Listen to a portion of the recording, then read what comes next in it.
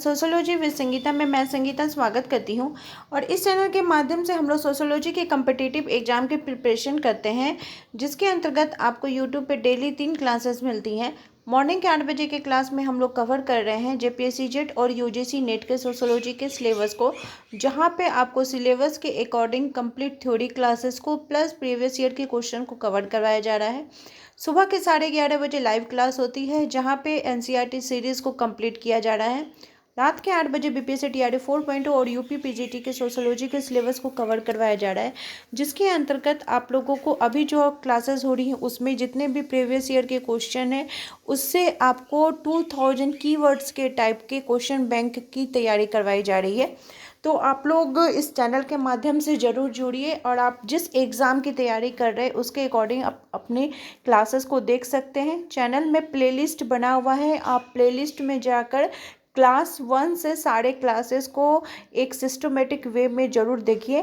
साथ ही साथ वैसे स्टूडेंट जो पेड क्लास से ज्वाइन होना चाहते हैं, पेड ग्रुप में क्या होता है कि आपको कुछ स्पेशल ट्रीटमेंट दिया जाता है, जिसके अंतर्गत आपको सोशोलॉजी के तो कंप्लीट स्टडी मटेरियल प्रोवाइड किए जाते हैं, प्लस आपको टेलीग्राम का लिंक भी मिलता है।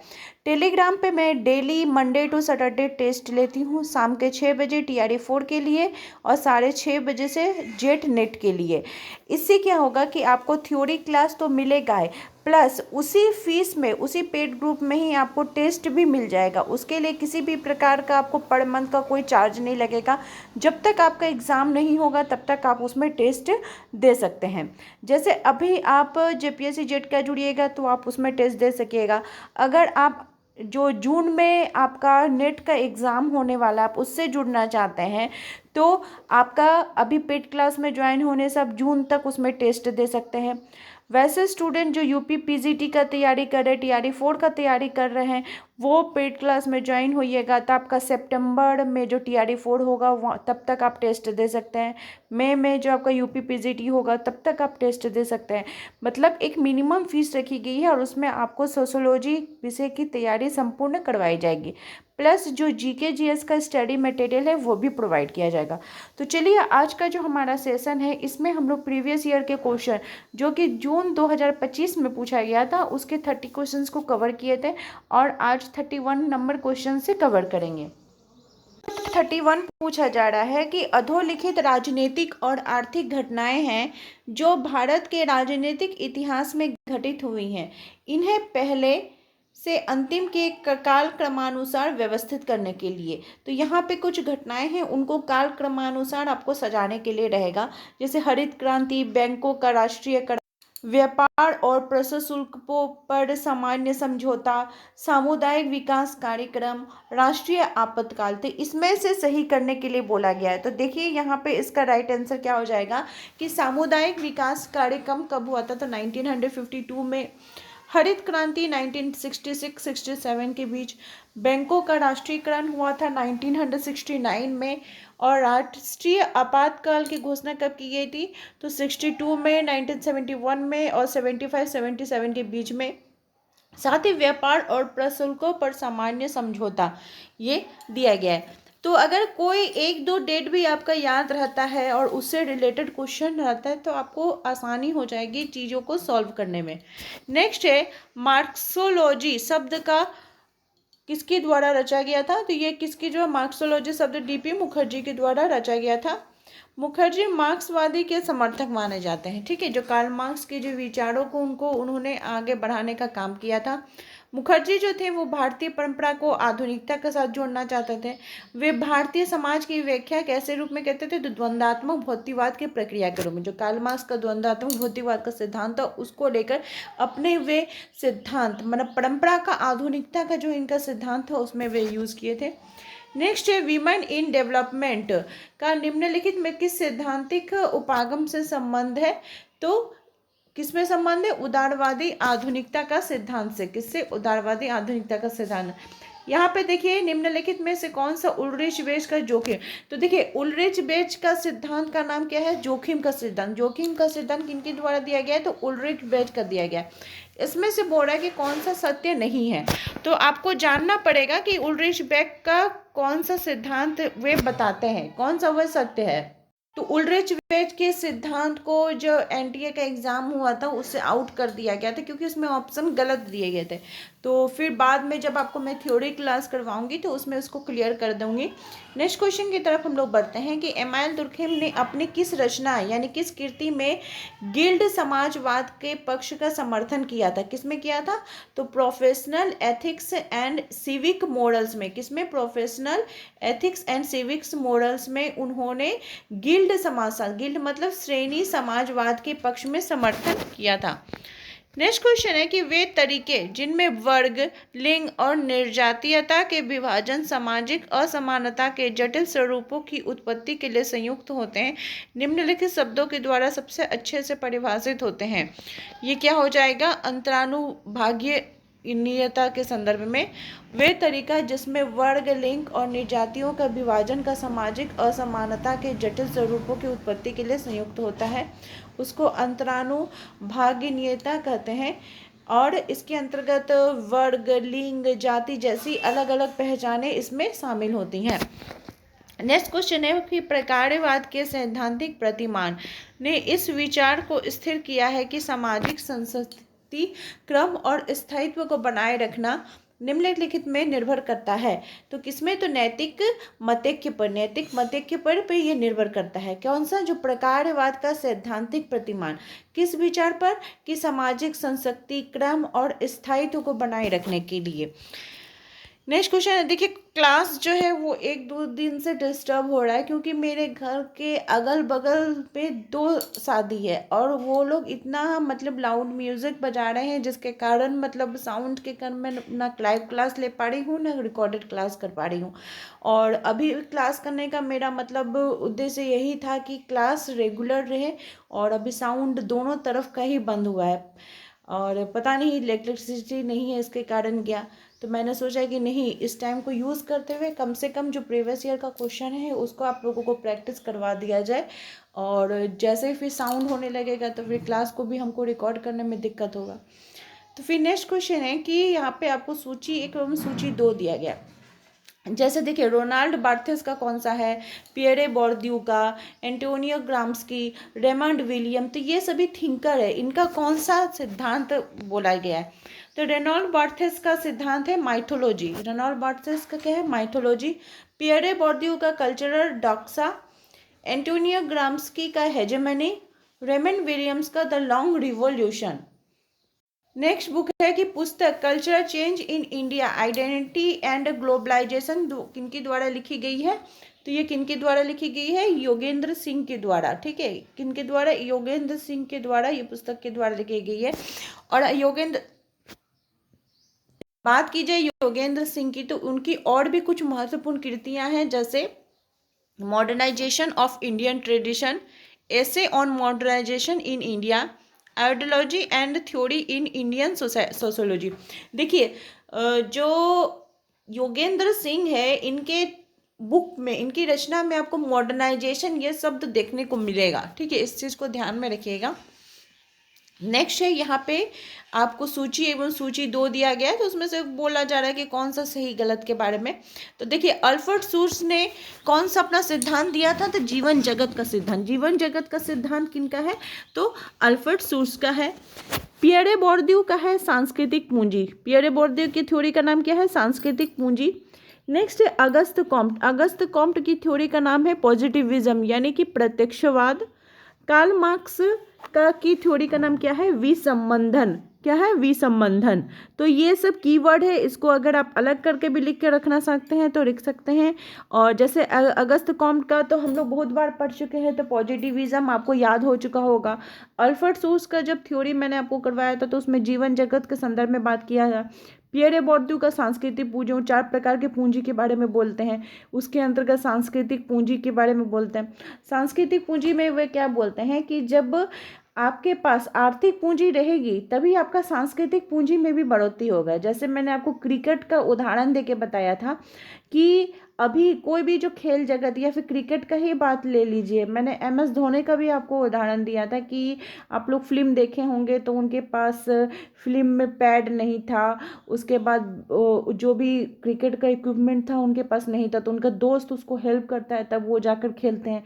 और वहीं युवराज सिंह के पास उसके फादर रिस थे तो वो आगे बढ़ चुके हुए होते। तो मतलब ये सभी चीज़ें हर जगह में देखने को मिलती है, सिर्फ ऐसा नहीं है कि खेल जगत में, आप पढ़ाई लिखाई के क्षेत्र में भी देखिएगा कि जिसके पास धन है उसके पास विद्या है, ठीक है, कि वो बाहर पढ़ने के लिए भेज देता है। पहले बोला जाता था कि विद्या है तो धन आएगी, और अभी उल्टा हो गया, अभी आपके पास धन है तो ही आप विद्या को अर्जित कर सकते हैं। नेक्स्ट क्वेश्चन है, यहाँ पे कुछ मिलान फिर से दिए गए हैं, जैसे MS राव का है कौन सा आंदोलन, तो SNDP आंदोलन, TK उमान का सर्वोदय ग्रामोद्योग आंदोलन, दीपांकर गुप्ता का शिवसेना आंदोलन, PN मुखर्जी का नक्सलबाड़ी आंदोलन। और आज साथ ही साथ आप लोग मुझे एक बार मैसेज करके ज़रूर बताइएगा कि मैं जो आपको स्टेप से क्लास ले रही हूँ, थ्योरी क्लास और प्रीवियस ईयर के क्वेश्चन बेस्ड क्लास, ये आपके लिए कितना हेल्पफुल हो रहा है। आप सिर्फ प्रीवियस ईयर के क्वेश्चन का क्लास करना चाहते हैं या थ्योरी का भी क्लास चाहिए, दोनों क्लास चाहिए, मुझे एक बार मैसेज करके ज़रूर बताइएगा, क्योंकि आपके मैसेज, आपके कमेंट ही मुझे मोटिवेट करते हैं ताकि मैं आप तक और बेहतर को क्लास को लेकर आ सकूं। नेक्स्ट क्वेश्चन है कि सैद्धांतिक प्रतिचयन का प्रयोग किया जाता है कब। सैद्धांतिक प्रतिचयन का प्रयोग कब किया जाता है, यहाँ पे आपके ऑप्शन दिए गए हैं। तो सैद्धांतिक प्रतिचयन का प्रयोग किया जाता है जब आधार जो है वो समष्टि का विस्तार पूर्व ज्ञात नहीं होता है, आधार समष्टि के गुणधर्म पूर्व ज्ञान नहीं होते हैं, प्रतिदर्श अमाप पूर्व ज्ञात नहीं होता है, प्रत्येक चरण में मापदंड को परिभाषित करने के साथ प्रतिचयन अवयवों का बारंबार आहरण होता है। नेक्स्ट है यहाँ पे सूची 1 व सूची 2 दिया गया है। सूची 1 में विद्वान है, सूची 2 में अवधारणाएं दी गई हैं। तो जैसे देखिए, जॉर्ज पीटर मर्डॉक का the universal function of family, target person का the basic and irreducible function of family, Edmund Leach का the runaway world, R.D. Laing का द पॉलिटिक्स ऑफ फैमिली। यहाँ पे नेक्स्ट क्वेश्चन है कि ये scientific theory of culture and the essays में Malinowski निम्नलिखित में किसे मूल आवश्यकताओं के रूप में सूचीबद्ध करते, किसको, यानी कि scientific theory of culture and the essays, ये किसका है, तो मेलिनोवस्की का। मूल आवश्यकताओं का सिद्धांत किसने दिया है, तो मेलिनोवस्की ने दिया है। मूल आवश्यकताओं का मेलिनोवस्की का जो सिद्धांत है वो उन्होंने अपनी कौन सी पुस्तक में दिया था, तो the scientific theory of culture and the essays. मतलब एक क्वेश्चन से कितने तरह के क्वेश्चन आपके निकल के आ रहे हैं। तो देखिए, इसका एक्सप्लेनेशन में हम लोग देखते हैं कि मेलिनोवस्की के अनुसार व्यक्तियों की शारीरिक आवश्यकताएं होती हैं। व्यक्तियों की शारीरिक आवश्यकताएं कौन कौन सी होती है, भोजन, आश्रय यानी आवास, प्रजनन इत्यादि, ये सभी उसकी आवश्यकताएं होती हैं। उसकी पूर्ति वो कहाँ पे करता है, तो सामाजिक संस्थाओं के द्वारा करता है। और इसकी बात उन्होंने अपनी पुस्तक the scientific theory of culture and the essays में बताया था। आवश्यकता का सिद्धांत, आपको क्वेश्चन UPPGT के एग्जाम के क्वेश्चन में पूछा गया है कि आवश्यकताओं का सिद्धांत किनके द्वारा दिया गया है, तो मेलिनोवस्की के द्वारा। मेलिनोवस्की ने 3 प्रकार के मूल आवश्यकताओं के बारे में बात की थी। वो 3 प्रकार कौन कौन सा है, पहला है मूलभूत आवश्यकता, यानी कि जो बेसिक नीड है हम लोग का, कौन कौन सा है, तो उपापचय, दैहिक सुख, संचलन, पुनर्उत्पादन, वृद्धि, सुरक्षा और स्वास्थ्य। दूसरा जो आवश्यकता है वो है व्युत्पन्न आवश्यकता यानी ड्राइव्ड, और तीसरा है समकालीन आवश्यकताएं। नेक्स्ट देखिए, यहाँ पे औपनिवेशिक काल के दौरान कृषक आंदोलनों का कालक्रमानुसार व्यवस्थित करने के लिए बोला गया है। तो कौन कौन सा होगा, पहले कौन सा आपका आंदोलन रहेगा, तो संथाल विद्रोह 1855 में, नील उगाने वालों का आंदोलन नील आंदोलन 1859-60 में, चंपारण 1917 में, मोपला विद्रोह 1921 में, बारडोली सत्याग्रह 1928 में। नेक्स्ट है, मैक्स वेबर ने शब्द वर्ग यानी जो क्लास का उपयोग उन लोगों को संदर्भित करने के लिए किया है जिसमें समान स्तर के क्या पाए जाते हैं, किसको हम एक क्लास बोल सकते हैं, तो जिसमें समान स्तर का आय रहेगा, स्तर रहेगा, उसके संपदा रहेगी, उसी को बोला जाएगा, क्या बोला जाएगा, तो क्लास बोला जाएगा। नेक्स्ट क्वेश्चन है, क्वेश्चन नंबर 47 पूछा जा रहा है कि सामाजिक शोध में आधारित सिद्धांत उपागम को सर्वप्रथम निम्नलिखित के द्वारा विकसित किया गया है। कौन सा? डेंजिन और लिंकन, क्लिफर्ड गिट्स और मार्क्स जीई, बार्नी ग्लेसर और अंसेलम स्ट्रॉस, फील्डिंग एनजी और लियार्ड एन। तो सामाजिक शोध पे आधारित सिद्धांत उपागम यानी ग्राउंडेड थ्योरी का सर्वप्रथम प्रयोग किनके द्वारा किया गया था? ग्लेसर और अनसेलम स्ट्रॉस के द्वारा विकसित किया गया था। इन्होंने अपनी पुस्तक the discovery of grounded theory के माध्यम से इस पद्धति को प्रस्तुत किया था। इस पद्धति का मुख्य उद्देश्य, जो मूल उद्देश्य क्या था? नीचे से ऊपर दृष्टिकोण द्वारा डेटा विश्लेषण करना और उसमें से नए सिद्धांतों को उत्पन्न करना। नेक्स्ट क्वेश्चन है कि अधोलिखित किसानों हेतु भारत सरकार द्वारा प्रारंभ की गई योजनाएं हैं, इन्हें सबसे पहले के बाद के अनुक्रम में व्यवस्थित करने के लिए बोला गया है। ठीक है, सबसे पहले यहाँ पे मतलब जो दिया हुआ है उसके अनुसार एग्रीकल्चर क्रेडिट यानी किसान क्रेडिट कार्ड 1998 में आया था। मृदा स्वास्थ्य कार्ड योजना 2015 में, परंपरागत कृषि योजना 2015-16 में, पीएम किसान कार्ड योजना 2018 में, प्रधानमंत्री मत्स्य संपदा योजना 2020 में। नेक्स्ट क्वेश्चन है कि किसके अनुसार पूंजीवाद केवल शारीरिक श्रम बल्कि संवेगात्मक श्रम को भी बलपूर्वक लेता है और विशेष रूप से यह आतिथ्य मेजबानी क्षेत्र में होता है। ये किसका है? तो आर्ली होचस्चाइल्ड का है। किसका है? आर्ली होचस्चाइल्ड का। यहाँ पे देखिए फिर सूची 2 में मिलान करने के लिए दिया गया है। नेक्स्ट क्वेश्चन है कि power, authority and legitimacy max weber, died and tried George Simmel, logico experimental sociology Vilfredo Pareto, mind self and society ये किसका है? तो जॉर्ज हर्बर्ट मीड का है। नेक्स्ट क्वेश्चन है, क्वेश्चन नंबर 51 पूछा जा रहा है कि निम्नलिखित में से कौन सी अवधारणा निर्जाति क्रियाविधि विज्ञान के संबंध में नहीं है? तो अतितृत्व, पूर्वाग्रह, अभिवृद्धि। नेक्स्ट है, एक विस्तृत शहरी क्षेत्र जिसमें अनेक नगर और उनके चारों ओर के उपनगर होते हैं सबसे अच्छे तरीके से निम्नलिखित रूप में परिभाषित होता है। कौन सा? तो मेगालोपोलिस को परिभाषित किया जाता है। नेक्स्ट क्वेश्चन है कि संवैधानिक अधिनियमों के संशोधनों का कालक्रमानुसार व्यवस्थित कीजिए। जो संवैधानिक संशोधन किया गया था उसके बारे में है।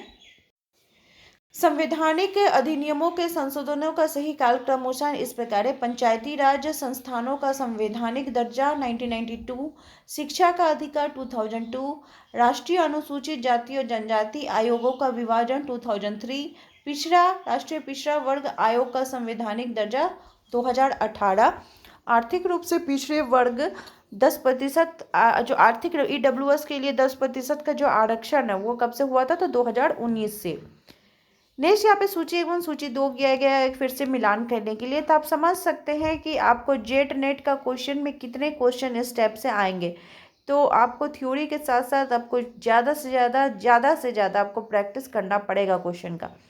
तो सूची 1 सूची 2 दिया गया है। Competing functions of environment, W ketone और R डनलेप का, पोइट मॉडल ओडी डकन का, इकोलॉजिकल मॉडर्नाइजेशन मोल और स्पारगॉरन का, सोसाइटल एनवायरमेंटल एलन स्नेनबर्ग का। नेक्स्ट क्वेश्चन है कि निम्नलिखित में से किसने संस्कृति और सभ्यता में अंतर किया? संस्कृति और सभ्यता में तो अल्फ्रेड वेबर के द्वारा। अल्फ्रेड वेबर मैक्स वेबर के ये भाई और जर्मन के अर्थशास्त्री अल्फ्रेड वेबर ने समाजशास्त्रियों के बीच अपने सांस्कृतिक समाजशास्त्र संबंधी विचारों के लिए जाने जाते हैं। उन्होंने ज्ञान का विकास, विशेष रूप से विज्ञान और प्रौद्योगिकी और संस्कृति अर्थात आत्मा के बीच संबंधों का विश्लेषण किया था। नेक्स्ट क्वेश्चन है कि ट्रोचिम और डॉनलेबी के अनुसार गुणात्मक शोध के आकलन के लिए वैकल्पिक मापदंड का कालक्रम क्या है? तो ट्रोचिम और डॉनले के अनुसार गुणात्मक शोध का आकलन का वैकल्पिक मापदंड क्या था? विश्वसनीयता, स्थानांतरणीयता, निर्भरता और पुष्टि योग्यता।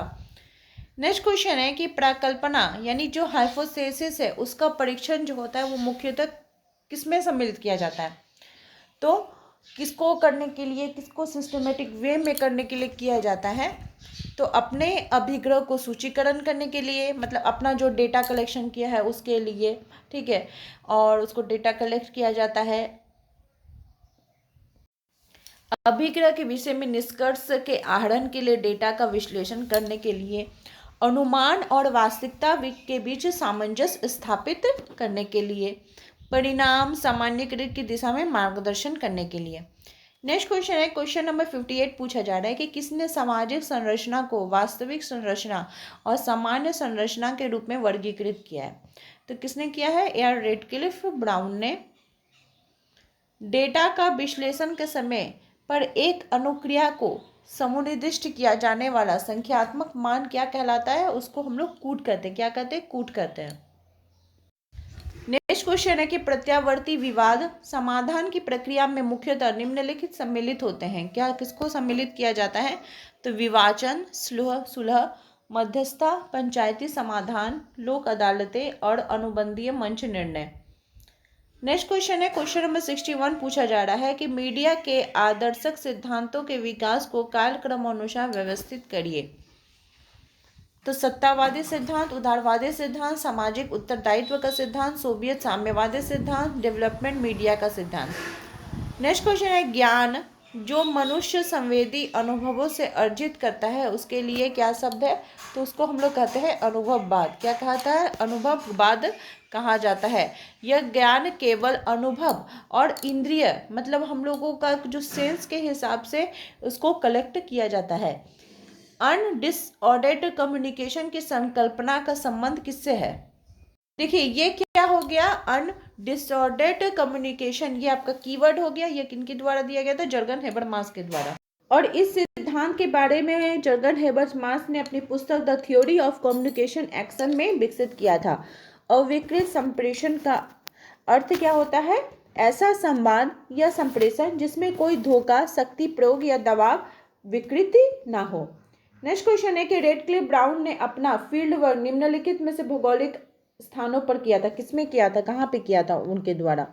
तो रेडक्लिफ ब्राउन ने अपना फील्ड पर अंडमान और निकोबार द्वीप समूह में तथा ऑस्ट्रेलिया जैसे भौगोलिक स्थानों पर किया था। रेडक्लिफ ब्राउन ने ऑस्ट्रेलिया और अंडमान द्वीपवासियों का जो आदिवासी समुदाय थे उनके परिवारों का वे अध्ययन करते हैं, वहाँ की नातेदारी प्रथा का अध्ययन करते हैं। और इस संबंध में उन्होंने अपना जो बहुप्रसिद्ध पुस्तक था आदिवासी समाज में संरचना और प्रकार, जो कि 1952 में आया था, इसके संदर्भ में वहाँ के लोगों के बारे में बात की थी। नेक्स्ट क्वेश्चन है कि फर्डिनेंड द सस्यूर के अनुसार भाषाई संकेत के दो परिभाषी विशेषक कौन कौन से हैं? तो कौन कौन से हो जाएंगे? संकेतक यानी कि वो ध्वनि या रूप जिसे हम सुनते देखते हैं, जैसे पेड़, ये सब शब्द हो गया। और संकेतिक मतलब कोई पेड़ हो गया जिससे हमारा आस्था, हमारी धारणाएं, हमारे विश्वास जुड़े हुए, जैसे पीपल का पेड़ हो गया, बरगद का पेड़ हो गया, तुलसी का पेड़ हो गया, ये सभी।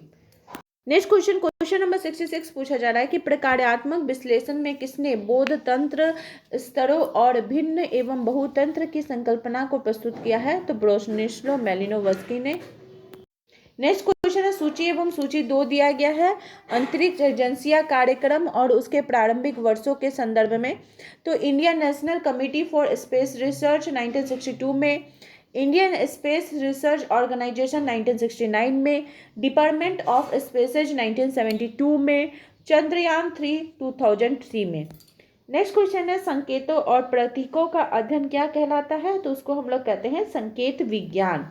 यहाँ पे देखिए सूची एकदम सूची 2 दिया गया। आप समझ सकते हैं कि आपका जो यूजीसी नेट और जेट का जो क्वेश्चन रहेगा उसमें कितने सारे सूची विलायन टाइप के आपके क्वेश्चन रहेंगे। नेक्स्ट क्वेश्चन पूछा जा रहा है कि जिम्मेट बोमेन उनका कौन सा है? तो cultural as practice, Anthony Giddens the consequence of modernity, Robert Nisbet the sociological traditions, Robert Redfield the little community. Next question है, क्वेश्चन नंबर 70 सूची एवं सूची 2 दिया गया है मिलान करने के लिए। तो उसे देखते हैं। The sociologist and social change in India today, Radha Kamal Mukherjee. Caste and communication in an Indian village, DN Majumdar. Diversities, DP Mukherjee. Sociology of Indian sociology, Ramkrishna Mukherjee. Question number 71 है, यहाँ पे आपको मिलान करने के लिए दिया गया है जो औपनिवेशिक भारत के पर्यावरणीय आंदोलन थे उसके संदर्भ में। चिपको आंदोलन 1973, साइलेंट वैली आंदोलन 1973 1980 के दशक में, एपिको आंदोलन 1983, नर्मदा आंदोलन 1985, चिल्का बचाओ आंदोलन 1991 में। देखिए आज नेक्स्ट क्वेश्चन है कि सामाजिक सिद्धांतों के अवयवों या निर्माण इकाइयों को कालक्रमानुसार व्यवस्थित करने के लिए बोला गया है। समझने का प्रयास करते हैं कि अवधारणा, ये जो कॉन्सेप्ट होता है वो क्या होता है, तो ये सिद्धांत निर्माण की आधारभूत इकाई होती है। चर यानी वेरिएबल जो होता है ये अवधारणाओं के मापने योग्य इकाइयों में परिवर्तन करना। कथन जिसको कि स्टेटमेंट बोला जाता है वो चरों के बीच संबंधों को व्यक्त करने वाला तार्किक कथन बनाया जाता है। और प्रारूप यानी कि मॉडल, कथनों को संदर्भित कर एक समग्र ढांचा या प्रारूप तैयार किया जाता है।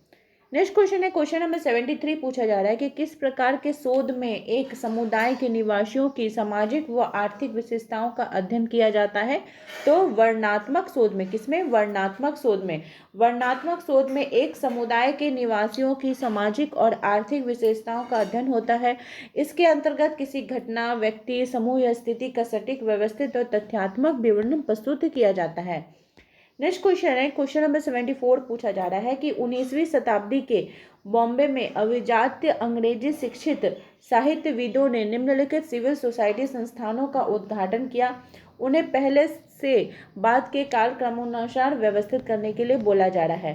तो literary society of Bombay 1804, royal Asiatic society of great Britain and Ireland की बॉम्बे शाखा 1826, geographical society of Bombay 1873, anthropological society of Bombay 1896 में।